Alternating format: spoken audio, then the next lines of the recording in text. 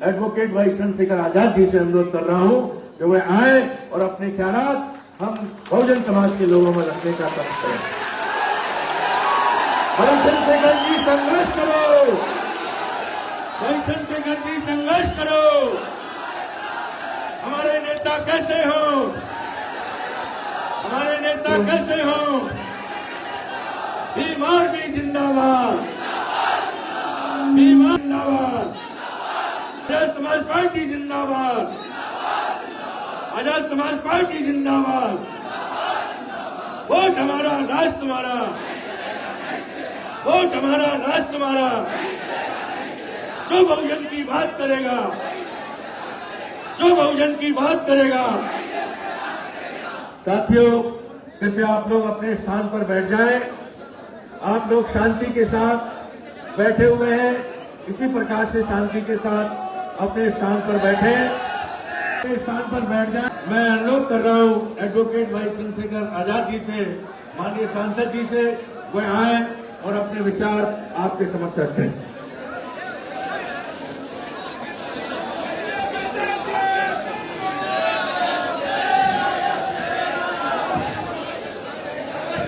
जय भीम, जय भारत, जय संविधान। नमस्कार, आदाब, सत श्री अकाल। आज महाराजा लाखन पासी की ये क्रांतिक धरती लखनऊ, और लखनऊ में यहां उपस्थित हक वंचित कमजोर समाज के बुद्धिजीवी लोगों, प्यारी बहनों, छोटी बच्चियों, प्यारे भाइयों, सम्मानित मुझसे उम्र में बूढ़े सम्मानित साथियों, भीम आर्मी आजाद समाज पार्टी के कार्यकर्ताओं, नेताओं, पदाधिकारियों, आप सभी का बहुत बहुत स्वागत है। प्यारे साथियों, मैं अपनी बात को शुरू करने से पहले सभी धर्मों में जन्मे सभी संतों, गुरुओं और महान पुरुषों को नमन करता हूं। नमन करने के पीछे जो मेरा उद्देश्य रहता है वो यही रहता है कि जिनको हम महापुरुष मानते हैं वो जाति धर्म के आधार पर महापुरुष नहीं होते, वो कर्म के आधार पर होते, और हम उनको जीवित रहते महापुरुष की श्रेणी में नहीं मानते हैं। उनके पूरे जीवन का आकलन समाज करता है, चिंतन करता है, और उनके कार्य के आधार पर, समाज में उनके योगदान के आधार पर उनको महापुरुष माना जाता है। एक बहुत लंबी लाइन है जिनमें संत हैं, गुरु हैं, समाज को बंधुत्व भाईचारा देने वाली एक श्रृंखला है जो भगवान बुद्ध से शुरू होती, फिर संत रैदास, गुरु कबीर, गुरु नानक, भगवान वाल्मीकि, संत गाडगे जी महाराज, नारायणा गुरु, गुरु घासीदास, और गुलाम भारत में जो सामाजिक परिवर्तन के पुणे आंदोलन के जो नेता रहे, कुछ लोग उनको महात्मा कहते हैं, लेकिन मैं उनको राष्ट्रपिता कहता हूं। राष्ट्रपिता ज्योतिबा फूले, मां सावित्रीबाई फूले। अभी उनकी एक मूवी भी आप लोगों के सामने है और लखनऊ में हमारे साथियों ने देखी भी है। वो मूवी जब आप देखेंगे तो बहुत सारी दर्पण जो है, चित्रण आपके सामने स्पष्ट हो जाएगा कि इस देश की सामाजिक व्यवस्था क्या है और इस देश की सामाजिक व्यवस्था को बदलने के लिए कितना प्रयास करना पड़ा। ये जो आज इतना सुंदर दृश्य आप देख रहे हैं, आसानी से नहीं मिला। उनके बाद आरक्षण के जनक छत्रपति साहू जी महाराज, जो सामाजिक न्याय के पुरोधा थे। फिर डॉक्टर बाबा साहब अंबेडकर, जिन्होंने नारियों को कमजोर वर्गों को, हाशिए पे गिराए गए, दबाए गए लोगों को मान सम्मान का जीवन दिलाने के लिए भारतीय संविधान के को रचने का काम किया, लिखने का काम किया। ऐसे बाबा साहब अम्बेडकर जो सिर्फ भारत में नहीं पूरी दुनिया में जिनका मान सम्मान है, क्योंकि मैं अभी यूएस ट्रिप से लौटा हूं और अभी मैं एक और ट्रिप पे जाऊंगा 2 दिन के लिए। वहां सब जगह पर वो बाबा साहब अम्बेडकर की जयंती का कार्यक्रम करते हैं। आप ये समझिए कि दुनिया में रहने वाले लोगों पे कहां समय है, लेकिन मेरे जैसे व्यक्ति को वो यहां से बुला के चाहते हैं कि मैं उनके आने वाली पीढ़ियों को बाबा साहब अम्बेडकर के बारे में बताऊं। तो आप समझिए कि बाबा साहब अम्बेडकर का कद इस देश में कितना बड़ा। फिर सामाजिक परिवर्तन किसी एक प्रदेश, देश का एक एरिया तक सीमित नहीं है, वो एक बहुत बड़ा श्रृंखला है जिनमें हम जननायक कर्पूरी ठाकुर को, बाबू जगदेव प्रसाद कुशवाहा को भी देखते हैं, जिनमें हम महामना रामसु वर्मा जी को भी देखते हैं, चौधरी महाराज सिंह भारती को भी देखते हैं, सर छोटू राम को भी देखते हैं, ईवी पेरिया रामानायकर स्वामी को भी देखते हैं, प्यारेलाल यादव को भी देखते हैं। बाबू जगदेव प्रसाद कुशवाहा जी के मैं जीवन से बड़ा प्रभावित हूं, क्योंकि एक आंदोलन में उनको गोली लगी थी और जब मैं अपनी गोली को याद करता हूं तो उनका जीवन मेरे बहुत याद आता है। बाबू शिवदयाल चौरसिया जी को, संत राम बी प्रजापति जी को, कोतवाल धन सिंह गुर्जर जी को, विजय सिंह पथिक जी को, मान्यवर दीना भाना वाल्मीकि साहब को और मेरे राजनीतिक गुरु मान्यवर साहब काशीराम जी को भी मैं यहां श्रद्धा के सुमन अर्पित करता हूं, जिनको पढ़ने के बाद मेरे जीवन में एक बहुत बड़ा बदलाव हुआ। और क्योंकि आज 1 जून है, तो 1 जून 1968 में अर्जक संघ की स्थापना हुई थी और आज 1 जून हम लोग सेलिब्रेट कर रहे हैं। ये कार्यक्रम 1 जून में रखने का कारण ही ये था कि हम इतने बड़े पैमाने पे अर्जक संघ के जो प्रमुख हैं उनको सबको याद करें, जिन्होंने अपने जीवन का अपना जीवन बलिदान किया समाज में वैज्ञानिक दृष्टिकोण लाने के लिए, समाज में चिंतन लाने के लिए। तो अर्जक संघ का स्थापना दिवस है, उसको भी हम लोग सेलिब्रेट करते हैं। और आज मेरे भाई का बर्थडे भी है, नीरज पटेल जी का, ये भी बहुत अच्छी बात है। मैं उनके बर्थडे को भी जो है हम आज यहां मंच से सेलिब्रेट करते हैं। प्यारे साथियों, मैं अपनी बात को शुरू करते हुए महाराजा बिजली पासी जी को भी याद करूंगा।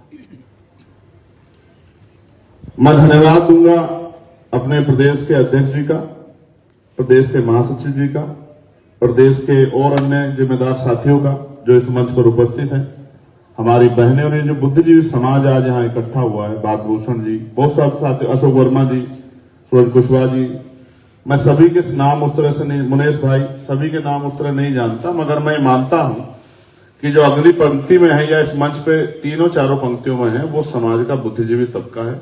मैं उन सबका बहुत बहुत सम्मान करता हूं। हमारे इस कार्यक्रम के आयोजक मंडली में हमारे मुख्य मंडल प्रभारी सौरभ किशोर जी, अमित गौतम जी, अरविंद राजवंशी जी, छोटे भाई अनिकेत धानुक जी, श्री कृष्ण जाटव जी, डॉक्टर संतोष जी, आदिल नसीम जी, सोहेल सिद्दीकी जी, अनीस जाजी जी, विजय सिंह जी, मैं इनका भी आभार प्रकट करता हूं जो हमारे मंडल के प्रभारी हैं। और हमारे सभी 6 जिलों के जो अध्यक्ष हैं, सीतापुर से विश्वदीप चौधरी जी, उन्नाव से राजकुमार गौतम जी, लखनऊ से अजय भारती जी, लखीमपुर से अजय गौतम जी, हरदोई से विनोद गौतम जी और रायबरेली से सन्नी गौतम जी, और हमारे जो यहाँ के नगर के अध्यक्ष हैं विवेक गौतम जी, मैं आपका भी आभार प्रकट करता हूं। प्यारे साथियों, बात को आगे बढ़ाते हैं। प्रभु जन सम्मेलन ही क्यों? कोई और नाम भी हो सकता था। प्रभु जन सम्मेलन ही क्यों? तो प्यारे साथियों, जो परिवार का जिम्मेदार व्यक्ति होता है उसको भूतकाल, वर्तमान और भविष्य पे ध्यान रखना पड़ता है। भूतकाल में जो हुआ है, पिछला आंदोलन क्यों फेल हुआ, इस बात पे, वर्तमान में जो चल रहा है इस बात पर, भविष्य में क्या होगा इस बात पे ध्यान रखना परिवार के मुखिया की, एक नेतृत्वकर्ता की और किसी भी संगठन, किसी भी मूवमेंट के आखिरी कार्यकर्ता की जिम्मेदारी होती है। हम लोग जब बैठे थे, एक दिन हमारी कोर कमेटी ने चर्चा की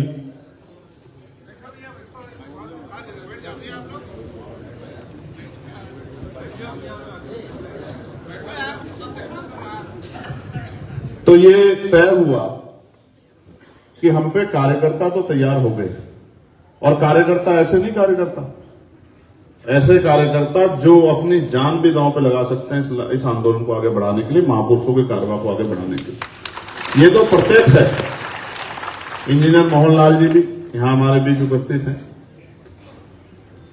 ये तर्क संगत है, न्याय संगत है, और कार्यशैली के आधार पर मैं कह रहा हूं कि अगर आज किसी के पास ईमानदारी के आधार पर, संघर्ष के आधार पर और समर्पण, थोड़ा सा समर्पण ये जो है पैदा करने का प्रयास हम लोग कर रहे हैं, जिस दिन ये समर्पण पैदा हो जाएगा तो मैं डंके की चोट पर कह सकता हूं, लेकिन आज भी मैं इस बात कह सकता हूं कि अगर किसी पे ईमानदार संघर्षशील कार्यकर्ता है तो वो आजाद समाज पार्टी भीम आर्मी पे है। इसके अलावा कोई पार्टी, कोई संगठन ऐसा नहीं। बस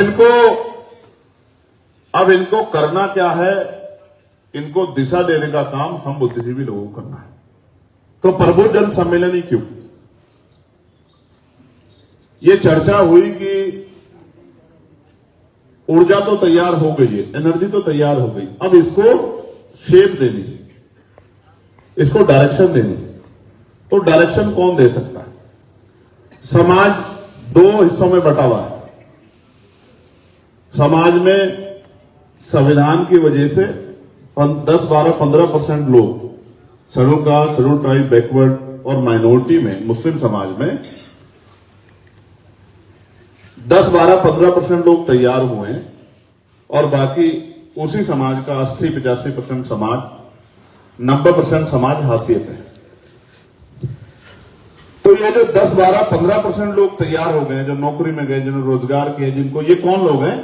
जिनको दोनों टाइम का भोजन आसानी से मिलता है, जिनके पास पहनने के लिए अच्छे कपड़े हैं, जिनके पास चलने के लिए साधन है, जिनको अगर वो 10 दिन काम पे ना जाए तो ये दिक्कत नहीं होगी कि घर में रोटी कहां से आएगी, कपड़ा कहां से आएगा, फीस के पैसे कहां से आएंगे, तेल के पैसे कहां से आएंगे। ये 10-12-15% समाज जो तैयार हुआ, ये जो समाज को दिशा दिखाने का काम करता है। और एक 80-85% समाज वो है जो सुबह उठता है, खेतों में काम करता है, फैक्ट्रियों में काम करता है, कंपनियों में काम करता है, बिल्डिंगों में काम करता है, मैला उठाता है, तमाम तरह की मुसीबत वो करता है, कुछ की दुकानों पे काम करता है, और सुबह जाता है, पूरे दिन मेहनत करता है, और थका हारा शाम में घर आता है, और आके जो जिस तरह का भोजन तैयार हुआ है उसको खा पी के और सो जाता है। उसको नहीं पता देश में क्या चल रहा है, स्टेट में क्या चल रहा है, दुनिया में क्या चल रहा है, हम इकोनॉमिक रूप से कहां हैं, हम सांस्कृतिक रूप से किस तरफ बढ़ रहे हैं, हम धार्मिक रूप से किस तरफ बढ़ रहे हैं, हम एजुकेशन में कहां हैं, हम हंगर स्ट्राइक में कहां। उसको कोई मतलब नहीं इन सब चीजों से। उसको एक ही चीज पता है कि हम पैदा हो गए, और वो ये सोचता है कि हम पैदा हो गए, किसी तरह से हमारा जीवन पूरा हो जाए बस, और हम वापस जो है जहां से आए वहां चले गए। तो ये जो 80-85% समाज है, इसको तैयार कौन करेगा, इनको रास्ता कौन दिखाएगा? तो कुछ पार्टियां तो प्रबुद्ध जन सम्मेलन कराती हैं, वो वर्ण व्यवस्था को मानने वाली पार्टियां हैं, वो मनुवाद को मानने वाली पार्टियां। मैं स्पष्ट तौर पर कह रहा हूं, ना किसी लड़ाई, ना किसी झगड़ा, सीधी बात है। उनका मानना है कि अभी भी देश में एक जाति प्रबुद्ध है, एक ही जाति ज्ञानवान है, एक ही जाति है जो नेतृत्व कर सकती है, एक ही जाति जो रास्ता दिखा सकती है। मेरी इस बात से असहमति है, क्योंकि मैं डॉक्टर बाबा साहब अम्बेडकर को मानने वाला व्यक्ति, मेरी इस बात से स्पष्ट असहमति। मैं मानता हूं कि जब रेस की लाइन एक होगी और फिर आप कंपटीशन करा लो, फिर आपको पता रहेगा कि कौन बुद्धिजीवी है, कौन प्रबुद्ध है, किसमें कितनी क्षमता है। अभी तो देश गैर बराबरी की जड़ों में जकड़ा हुआ है। मैं आपको उदाहरण बताता हूं, ताजे उदाहरण, 4-5 दिन पुराने उदाहरण। मेरी 4 बच्चियों से बात हुई है। एक रैगर समाज से थी, एक वाल्मीकि समाज से थी, 2 जाटो समाज से, राजस्थान में। हाई स्कूल या 10th का उनका रिजल्ट आया भाई, नंबर 99.83, 99.53, 95.67, 93.64। और मैंने उनके घर के हालात देखे। एक बच्ची के फादर सरकारी नौकरी में, बाकी 3 हाशिए में हैं। एक के फादर प्राइवेट जॉब करते हैं, एक बच्ची उसके फादर छोटा मोटा वहां काम करते हैं, और एक बच्ची जब किसकी कल मुझसे बात हुई, उसके फादर नहीं है। मैंने उससे पूछा कि बिटिया पापा क्या करते हैं, तो वो रोने लगी। तो मुझे लगा कि कुछ हुआ है। तो मुझे पीछे से किसने कहा कि इसके पापा नहीं। तो मैंने पूछा मां क्या करती है, और फिर भावुक हुई। मुझे एक अंदर भय हुआ कि भाई क्या पता मां है या नहीं है। तो पता लगा कि मां जो है वो सफाई कर्मचारी का काम करती है। अब आप ये महसूस करके देखो, मैं उसी घर को दर्पण बनाता हूं जिसकी मां सफाई कर्मचारी का काम करती है और सुबह मैला उठाने के लिए लग जाती है, और वो मुझे पानी देना, शाम के समय लौटती है। उस परिवार की शिक्षा दीक्षा की जिम्मेदारी कैसी होगी? जिसके फादर ना हो उसकी क्या हालत हो गया, सोचो। मुझे उस बेटी पे इतना गर्व हुआ, और मैंने उसको कहा कि मैं जल्दी तुझे दिल्ली बुलाऊंगा, और मुझे जो करना है मैं वो करूंगा उन बच्चों के लिए। मेरे दिल में इच्छा है। प्यारे साथियों, ये उदाहरण है कि इतने अभाव में रहते भी वो चैलेंज कर रहे हैं उनको जो कहते हैं कि हम प्रबुद्ध हैं।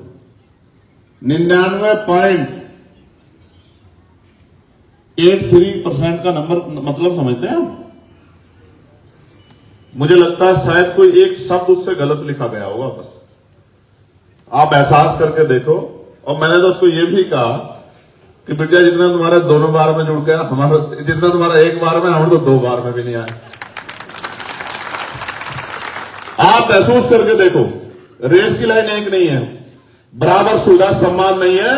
अगर बराबर सुविधा सम्मान होता तो मैं गारंटी दे कहता हूं कि 100 में से 100% नंबर लाने का काम वो चारों बच्चियां करती, अगर बराबर सुविधा सम्मान हो।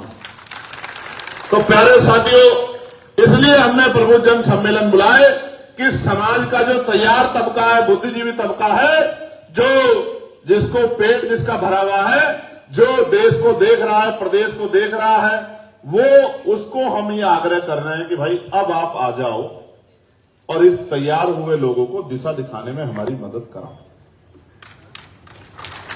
आप महसूस करके देखो, इनकी हिम्मत देखो, और सराहो मेरे साथ इनकी हिम्मत को। मोटरसाइकिल में तेल अपना गिराते हैं, ना धूप देखते हैं, ना छांव देखते हैं, ना दिन देखते हैं, ना रात देखते हैं, ना कोई तनख्वाह मिलती है, ना कोई भविष्य की कोई योजना है। एक ही बात इनके मन में संकल्प है कि हमें बाबा साहब अम्बेडकर के, मान्यवर काशीराम साहब के और अपने महापुरुषों के कारवा को आगे बढ़ाना है। हमें शक्ति हासिल करनी है, और शक्ति से जो है हमें एक ऐसा समता मूलक समाज बनाना है जिस समाज की कल्पना हमारे महापुरुष करते थे। अभी मैं वर्मा जी को सुन रहा था, बड़ी शानदार बात कही उन्होंने फ्रांस की क्रांति का जिक्र किया, उन्होंने अमेरिकन क्रांति का जिक्र किया,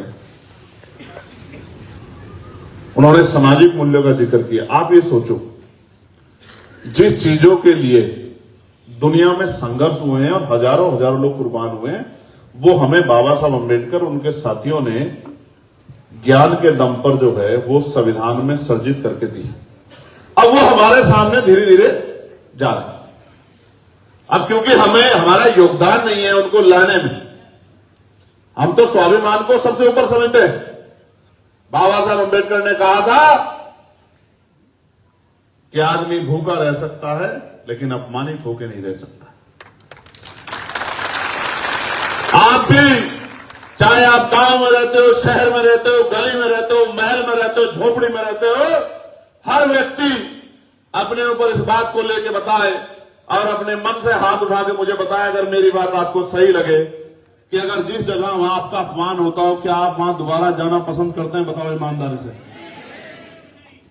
करते हो या नहीं करते हो? बताओ, नहीं करते हो तो आप महसूस करके देखो, आप सारे राजनीतिक दलों का चरित्र देखो। वो अपमान ये तो नहीं होता कि किसी को गाली दे दी, किसी को घर से निकाल दिया। जब आपके हक अधिकारों को लूटा जाता है तो ये भी तो अपमान है। बाबा साहब का अपमान सिर्फ ये थोड़ा ही है कि भाई स्टैचू तोड़ दे, या बाबा साहब के खिलाफ दो गलत शब्द लिख दे, या बाबा साहब की तस्वीर को मॉडिफाई करके गलत तरीके से वो कर दे, ये थोड़ा बाबा साहब का अपमान है। जब बाबा साहब के विचारों की हत्या होती है, बाबा साहब के संविधान की हत्या होती है, बाबा साहब के सपनों की हत्या होती है, बाबा साहब के मूल्यों की हत्या होती है, तो ये भी बाबा साहब का अपमान है या नहीं है?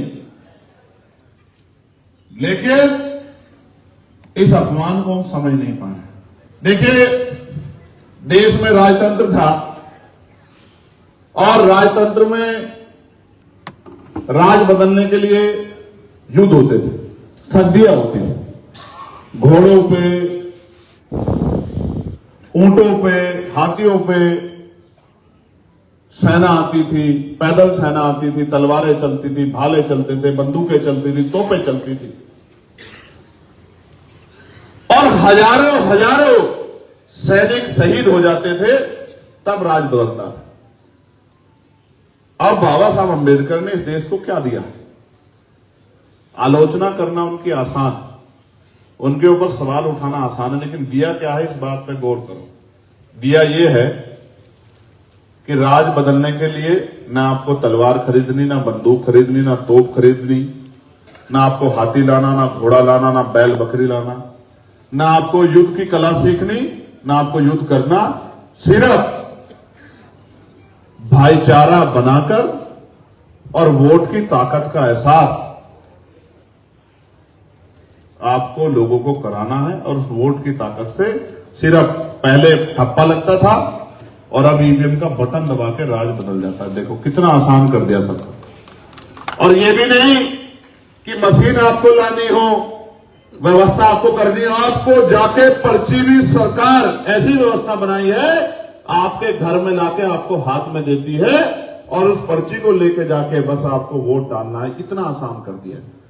अब मैं बहुजन समाज के आजादी के 70-75 साल के अनुभव पे उनके आचरण पे, उनके व्यवहार पे नजर डालता हूं तो मुझे दिखता है कि वो 8 घंटे मजदूरी तो कर सकता है पेट पालने के लिए, वो तमाम तरह के संघर्ष तो कर सकता है, लेकिन वो 2 घंटे भाईचारा बना के समाज को जागरूक करके वोट के आधार पे अपनी जिंदगी बदलने के लिए बहुत कुछ नहीं कर सकता। ये भी जो एक मानसिक गुलामी। मैंने बचपन में कहानी पढ़ी थी, सुनाऊं आपको? सुनाऊं? कहानी ये है कि महावत समझते कौन होता? जो हाथी को चलाता है। महावत जो हाथी का छोटा बच्चा होता है उसके पैर में वो जंजीर डालता है, मोटी सी जंजीर। अब उस जंजीर को तोड़ने के लिए वो हाथी का छोटा सा बच्चा बहुत जोर लगाता है, पैर को पटकता है, सर को पटकता है, खूब जोर लगाता है, अंत तक वो जंजीर को तोड़ नहीं पाता। कुछ दिन ऐसा करने के बाद उसके मन में एक बात बैठ जाती है कि इस जंजीर को तोड़ना मेरे बस की बात नहीं। और जब वो हाथी बड़ा हो जाता है, बलशाली हो जाता है, ऐसी 10 जंजीरों को एक बार में तोड़ दे, तब महावत कभी उसको जंजीर नहीं मानता, एक पतली सी रस्सी उसके पैर में बांध देता है। गांव में आपने देखा होगा, जिन बैलों से हम लोग खेत जोता करते थे उन बैलों को बहुत पतली सी रस्सी से बांध देते थे। वो बैल चाहे तो रस्सी को कई बार तोड़ा सकते हैं, लेकिन मन में ये बात बैठ जाती है, मस्तिष्क में ये बात बैठ जाती है कि कभी हम इस रस्सी को तोड़ा नहीं सकते। इस गुलामी की बेड़िया जब गहरी हो जाती है, उसका असर ये होता है कि कभी वो हाथी या वो बैल उस रस्सी को तोड़ाने का प्रयास करता ही नहीं। जैसे रस्सी बंधी उसको एहसास हो जाता है कि ये तेरे बस की बात नहीं। ऐसे आपको ये एहसास हो गया कि आजाद भारत में भी गुलामी की बेड़िया काटना, राजकाज लाना आपके बस की बात नहीं है। इसलिए आप जुल्म सह रहे हो, मुसीबती में रह रहे हो, गरीबी, बेबसी, लाचारी, तमाम तरह की परेशानियों में जी रहे हो, टूटे फूटे घरों में रह रहे हो, लेकिन इस गरीबी, बेबसी, लाचारी, जुल्म जाति की बेड़ियों काटने के लिए राजकाज बनाने का काम नहीं करना। तो मैं जिनको नेता मानता हूं मान्यवर साहब काशीराम, मैं उनसे ये भी सीखता हूं कि तमन्ना अगर सच्ची हो तो रास्ते हजार होते हैं, और तमन्ना अगर झूठी हो तो बहाने हजार होते हैं। प्यारे साथियों, हम सच्ची तमन्ना के साथ समाज में निकले। उन्होंने ये भी कहा कि मुर्दा लोग मिशन नहीं चलाते और जिंदा लोग मिशन को रुकने नहीं देते। मिशन किसी व्यक्ति का मोहताज नहीं है, मिशन विचारों के आधार पर चलता है, विचारधारा के आधार पर चलता है। और आपको गर्व होना चाहिए कि जिस विचारधारा को मान्यवर काशीराम साहब को मानने वाले लोगों ने, उनके लेफ्टिनेंटों ने भी छोड़ के बहुजन से सर्जन कर दिया था, उन्हीं मान्यवर काशीराम साहब के संघर्ष को जिंदा रखने का काम भीम आर्मी आजाद समाज पार्टी ने किया है। और जिन्होंने नारा दिया है कि 15 छोड़ 85 जोड़, जो बहुजन की बात करेगा वही देश पर राज करेगा, अपने महापुरुषों के नारों को जिंदा करने का काम किया है।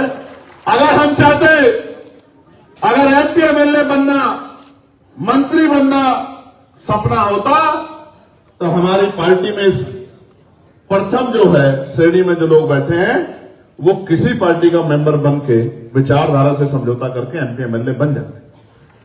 लेकिन एमपी एमएलए बनना लक्ष्य नहीं था, अपने पूर्वजों के अधूरे सपने को पूरा करना और महापुरुषों के उस विचार को, मानवतावादी विचार को जिंदा रखना हमारे कर्तव्य है। बेटे होने के नाते, उस परिवार के का वंश होने के नाते हमारी जिम्मेदारी है कि हम अपने महापुरुषों के अधूरे कार्यों को पूरा करें। इसलिए हमने दल बनाया, और दल हमने किससे प्रेरणा लेके बनाया? दल हमने मान्यवर साहब काशीराम साहब से प्रेरणा लेके बनाया। क्यों? आप महसूस करो, बाबा साहब अम्बेडकर ने अपने जीवन में कई सामाजिक संगठन बनाए, कई राजनीतिक दल बनाए। उनका पहला सामाजिक संगठन जो 1949 में यहां एक सम्मेलन में जो कमजोर वर्गों के, ऑपरेशन कम्युनिटी के लोगों ने रखा था, उस सम्मेलन में जब वो यहां लखनऊ में भाषण देने आए तो उन्होंने पिछड़े और दलित समाज के लोगों को चेताते हुए कहा कि मैं आपसे ये नहीं कहता कि आप रोटी बेटी का रिश्ता करो, मैं आपसे ये नहीं कहता कि आप एक थाली में भोजन खाओ, लेकिन आपकी समस्या एक जैसी है। उन समस्याओं से लड़ने के लिए आपको एकजुट होकर राजनीति करनी चाहिए। ये संदेश मैं आपको देना चाहता हूं, क्योंकि लोकतंत्र 51% सहमति का विचार है। अगर 49% विषयों पे आपकी सहमति नहीं होती और 51% विषयों पे आपकी सहमति है तो आप मिलकर राजनीति कर सकते हैं। इसलिए ये भाषण बाबा साहब अम्बेडकर ने लखनऊ में दिया था कि जिस दिन आप मिलकर राजनीति करोगे तो ये जो लोग आज कुर्सियों पर बैठे हैं, आपके जूतों के फीते बांधने में भी अपने आप को गौरवान्वित महसूस करेंगे अगर आप मिलकर राजनीति करने लगे। उस दिन, जिस दिन पॉलिटिकल पावर आपके हाथ में होगी, उसी दिन आप प्रदेश और देश के में अपने एजेंडे को, अपनी पॉलिसी को लागू करा सकते हैं। अब आप महसूस करो कि बाबा साहब जिस बात को कहते हैं पॉलिटिकल पावर, वो है क्या? लोकतंत्र तो है। लोकतंत्र में राजतंत्र का पहरा भी है। कैसे? कि पैसे वाला व्यक्ति विधायक बन सकता है, पैसे वाला व्यक्ति सांसद बन सकता है, पैसे वाला एक प्रधान बन सकता है, पैसे वाला जिला पंचायत का सदस्य बन सकता है, पैसे वाला एक प्रमुख बन सकता है, जिला पंचायत का अध्यक्ष बन सकता है, चेयरमैन बन सकता है। सारे काम पैसे से होंगे। प्रचार से लेकर हर चीज में पैसा देना पड़ेगा, तभी बात आगे बढ़ेगी। तो लोकतंत्र में राजतंत्र का, धनतंत्र का पहरा तो है कि पैसे का अधीन भारत में लोकतंत्र है, लेकिन अगर तरीके तैयार किए जाएं तो काम करने वाले लोगों को भी मौका मिल सकता है। उसका उदाहरण मैं आपके सामने खड़ा हूं। मैं आपके सामने खड़ा, उसका उदाहरण आप देखो।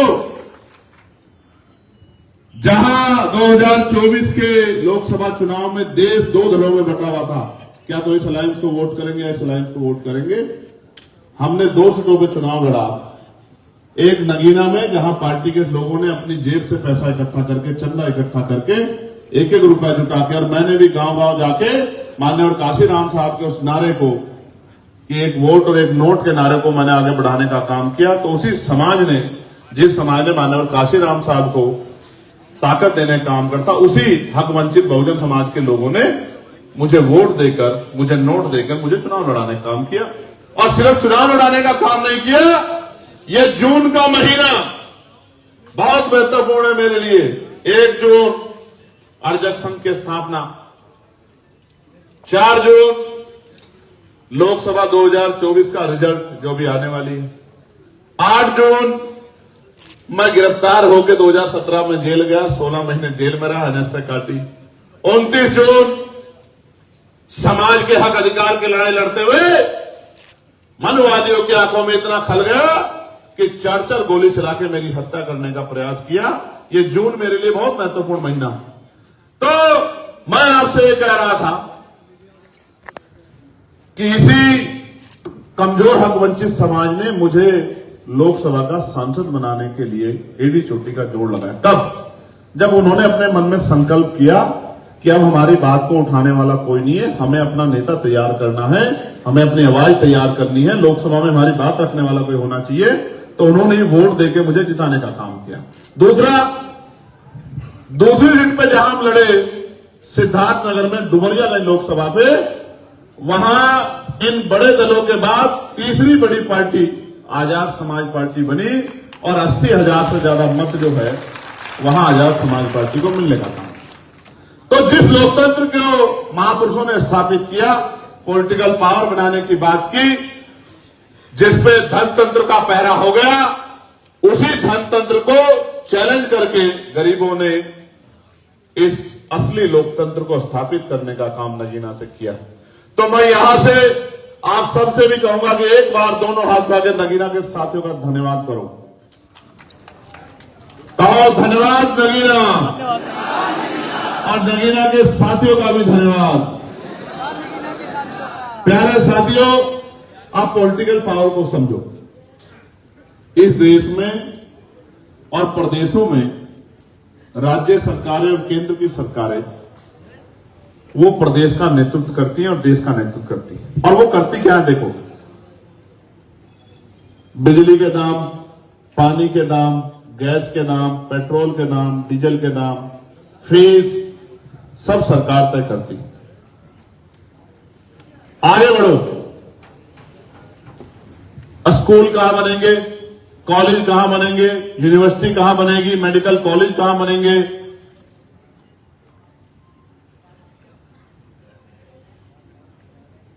इंडस्ट्रियल एरिया, औद्योगिक क्षेत्र कहां लगेंगे, सरकार तय करती है। किस समाज को, किस क्षेत्र को कितना पैसा मिलेगा, किस डिपार्टमेंट को कितना पैसा मिलेगा, सरकार तय करती है। किसको रोटी कपड़ा मकान मिलेगा, सरकार तय करती है। किस विभाग में नौकरी निकलेगी, कितनी नौकरी निकलेगी, ये सरकार तय करती है। आरक्षण के फॉर्मूले पूर्ण रूप से लागू होंगे नहीं होंगे, ये सरकार तय करती है। 69 शिक्षक भर्ती के बच्चे हमारे बैठे हैं, वो जानते हैं 20,000 पदों पे इसी सरकार ने डाका डाल लिया था और यहां के नेताओं ने मुंह पे टेप लगा के उन बच्चों को पिटने के लिए यहां लखनऊ में छोड़ दिया था।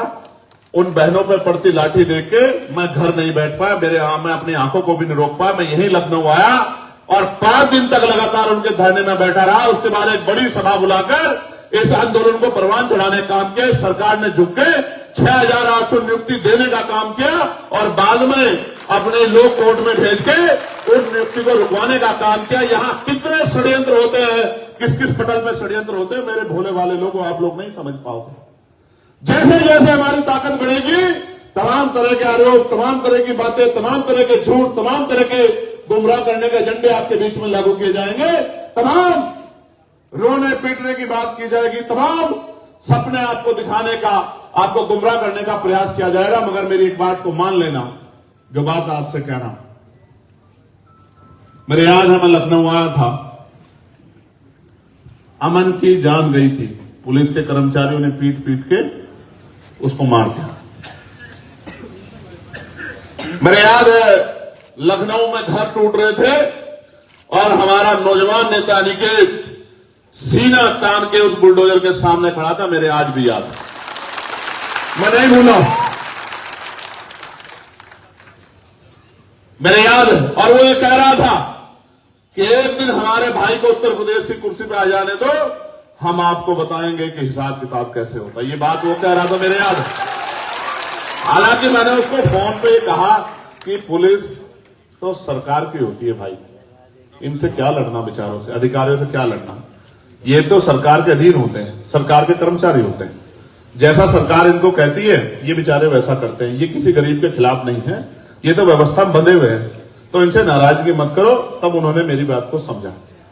यही लखनऊ आपको याद होगा कि एक वो बेचारे काम तो चाय बेचने का करते हैं, दुकानें उनकी हमारी वजह से चलती है, और वो यहां लखनऊ में खड़े होकर कह रहे हैं कि मनुस्मृति अच्छी है और संविधान बेकार है।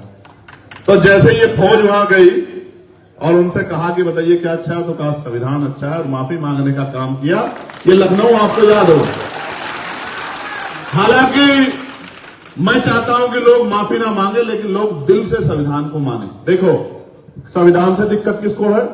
जो गैर बराबरी को मानता हो, किसी जाति धर्म का, जो छुआछूत को मानता है, जो ऊंच नीच को मानता है, जो गरीबों के तन पे अच्छे कपड़े नहीं देखना चाहता, जो आज भी चाहता है कि वो गरीबों के बच्चों को नोच ले और मनुस्मृति के हिसाब से उस पर कोई कार्रवाई ना हो, वो अपने घर में आराम से पढ़ के सोए। वो लोग चाहते हैं कि ये संविधान, वो लोग ये कहते हैं कि संविधान बुरा है, जबकि सत्य ये है कि दुनिया में अगर सबसे बड़ा संविधान कहीं है और सबसे महान संविधान कहीं है तो वो भारत में है। डॉक्टर बाबा साहब अम्बेडकर, उनके साथियों ने लिखा। वो लोग चाहते हैं मैं किसी की जमीन छीन लो, मुझसे किसी ने आग उठा के देख ली, मैं उसकी हाल उतार दूं तो मेरे ऊपर कोई कार्रवाई ना हो। आपने देखा किस तरह पिछले 2 महीने में अपराध की बाढ़ आई है, बारातें रुक रही। बारातें तो जिंदा लोगों की हैं, लेकिन मरने वालों की अर्थियां रुक रही। आज भी इतना भेदभाव है। इसका जीता जागता उदाहरण सुनो। ग्वालियर में chief justice of Madhya Pradesh ने ऑर्डर किया था कि ग्वालियर में हाईकोर्ट में बाबा साहब अम्बेडकर की प्रतिमा लगनी चाहिए। अब कहते हैं सारे लोग कहते हैं न्यायपालिका की मानते हो, न्यायपालिका की मानते हो, हम न्यायपालिका की मानते हैं। उन्हीं लोगों ने चीफ जस्टिस को मध्य प्रदेश के ऑर्डर को ना मानते हुए बाबा साहब अम्बेडकर की प्रतिमा को ग्वालियर के हाईकोर्ट में,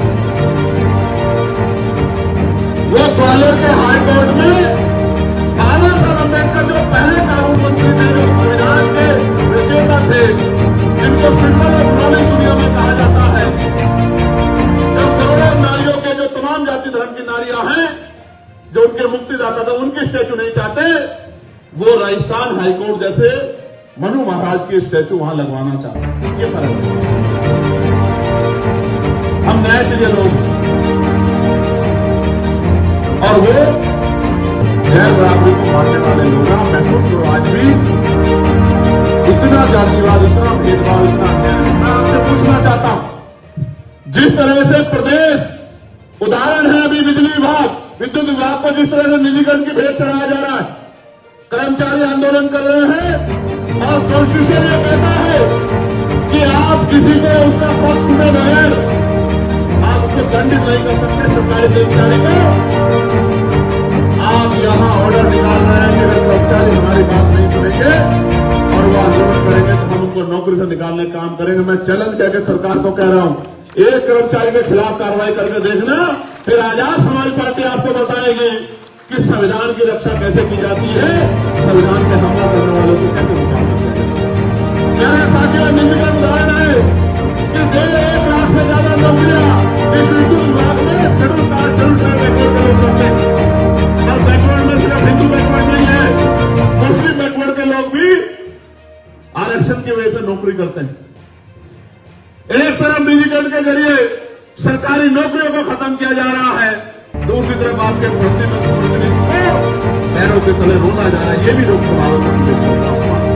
आप महसूस करके देखो। आज संविधान की वजह से, आरक्षण की वजह से, क्योंकि मैंने गैर बराबरी का स्तर आपको बता दिया है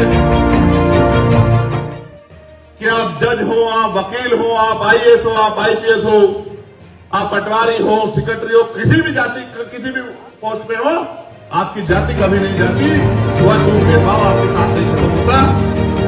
आप महसूस कीजिए इस व्यवस्था में जहां आज भी इतना भेदभाव है, इस आरक्षण की वजह से हाल कश्यप, मौर्य, सैनी, कुशवाहा, राजभर, देवगढ़, भल्ला, जाट, गुर्जर, यादव, कुर्मी, तमाम नोनिया, चौहान, तमाम जातियों के लोग इस आरक्षण की वजह से इस भेदभाव के बाद doctor, engineer, IAS, IPS officer बने और उसके साथ जनाब वाल्मीकि, पासी, धोबी, कोरी, खड़ी, तमाम दूसरी जातियां की उत्तर प्रदेश में 4 जातियां, वो सब लोग अगर इस भेदभाव के बाद आगे बढ़ने का अवसर उनको मिला है, नौकरी रोजगार मिला है, तो इस आरक्षण की वजह से मिला।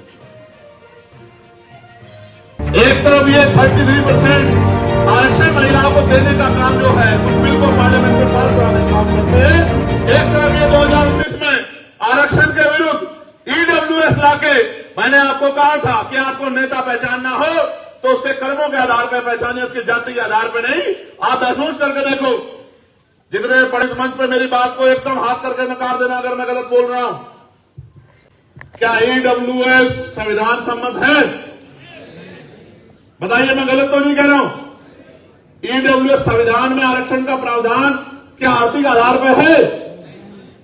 तो EWS जब लागू और हमारे नेताओं ने हाथ खड़े करके उसका समर्थन किया, तो बताओ वो संविधान पे हमला था या नहीं था? बताओ। और मैं कहता हूं कि आजाद भारत में संविधान पे इससे बड़ा हमला नहीं हुआ होगा, क्योंकि कमजोर वर्गों के बहुत सारे हिस्से को लूटने का काम इसके पीछे दरवाजे से किया गया है। अगर आप नहीं जानते तो आज का बैकलॉग उठा के देख लो, आपको पता लग जाएगा कि पहले जिस बैकलॉग से हजारों बच्चे नौकरी लगते थे, आज वो चीर हो गया। पहले गांव से हर साल कुछ बच्चे पटवारी बनते थे, कुछ बच्चे सेक्रेटरी बनते थे, कुछ लोग अर्धसैनिक बलों में जाते थे, ITBP में, CISF में, CRPF में, SSB में, कुछ बच्चे टीचर बनते थे, कुछ बच्चे पुलिस में जाते थे, कुछ रेलवे में जाते थे। अब बताओ, कोसों कोसों दूर भी नहीं पता लगता किसी का बच्चा रोजगार पे लगा है। और दूसरी तरफ अपने पूंजीपति मित्रों को खुश करने के लिए सरकार सारे इंतजाम कर रही है। मैं ये बताना चाहता हूं, जब मैं भविष्य की तरफ देखता हूं और मैं बुद्धिजीवी की तरफ देखता हूं, तो मुझे महसूस होता है कि हो सकता है आने वाले 10 साल के बाद सरकारी नौकरी नाम की चीज भी ना रहे। और जिस दिन सरकारी नौकरी चली जाएगी, आप मेरी बात को याद रखना, फिर आप थाने में, कचहरी में, किसी दफ्तर में न्याय मांगने जाओगे तो न्याय की जगह आपको जूते लगने का काम होगा, क्योंकि आज सब कुछ होते हुए न्याय नहीं मिलता। आपने देखे क्या हाल है? उत्तर प्रदेश की सामंतवादी सरकार क्या कर रही है? कितने ही लोग, कल एक वीडियो वायरल हो रहा था, एक अध्यापक को, वो वीडियो तो पुराना 2018 का, पुलिस के लोग थाने में पीटने का काम कर रहे थे। कितनी ऐसी जगह जहां रेप होने के बाद, हत्या होने के बाद, और मैं तो गजब की बात पढ़ रहा हूं, पिछले 3-4 घटनाएं ऐसी हुई जिसमें मार के लटका दिया गया और पुलिस ने उसका खुलासा किया है कि उसने खुदकुशी कर ली है।